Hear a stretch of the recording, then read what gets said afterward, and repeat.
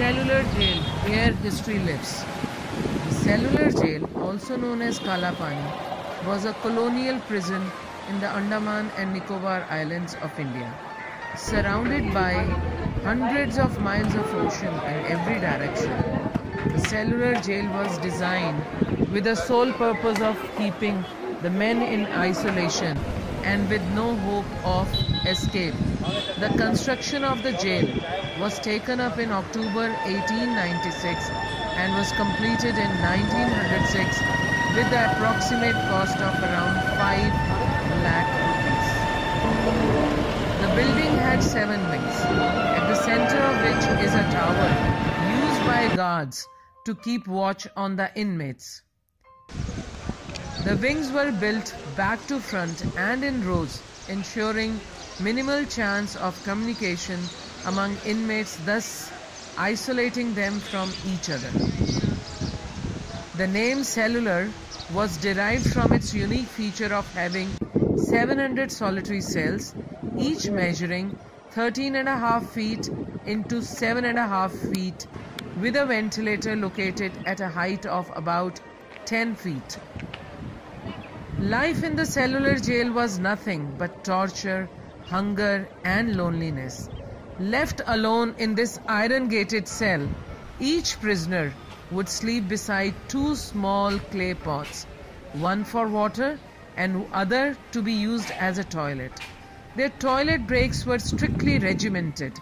Any prison or any prisoner who had the need would have to hold it for hours until they were permitted by the guards. One can very well imagine the solitary confinement by the fact that Veer Savarkar was in one cell and he had no clue that his brother was also in the same jail, whom he met accidentally after a year. Between the wings is a work shed where all the inmates were chained and made to work for construction, oil extraction, coir and rope making.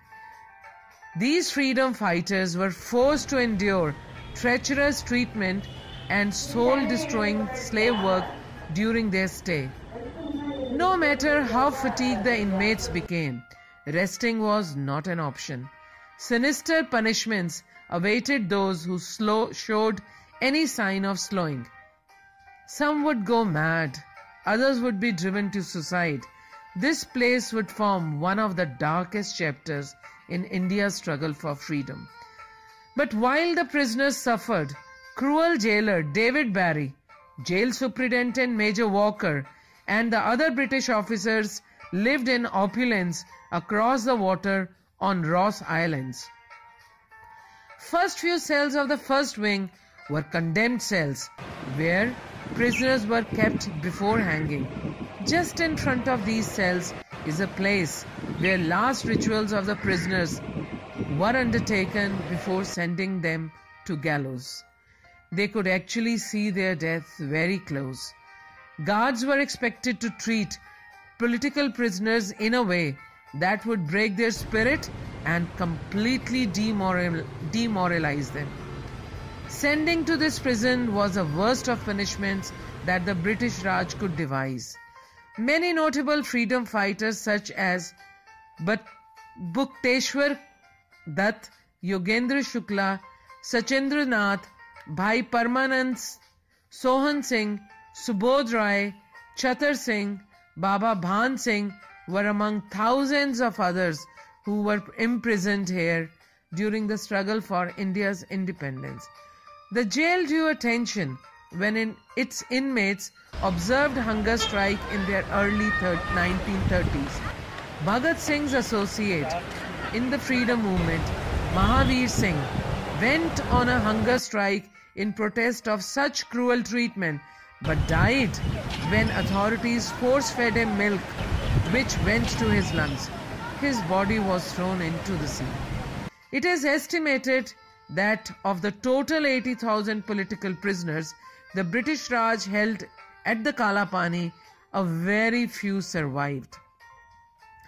In 1937-38, following intervention by Mahatma Gandhi and Rabindranath Tagore, the government decided on repatriating the freedom fighters. In 1942, Japanese overpowered the British in Andaman Islands and taken over this jail.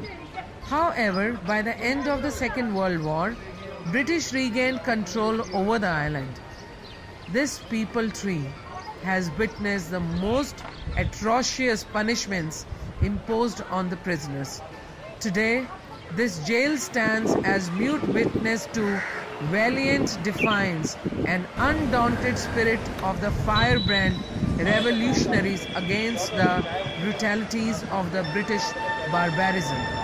As a mark of respect to the freedom fighters, Cellular Jail was dedicated to the nation by then Prime Minister Mr. Morarji Desai on 11 February 1979. It is only because of the sacrifices of these brave souls that we are born in a free country.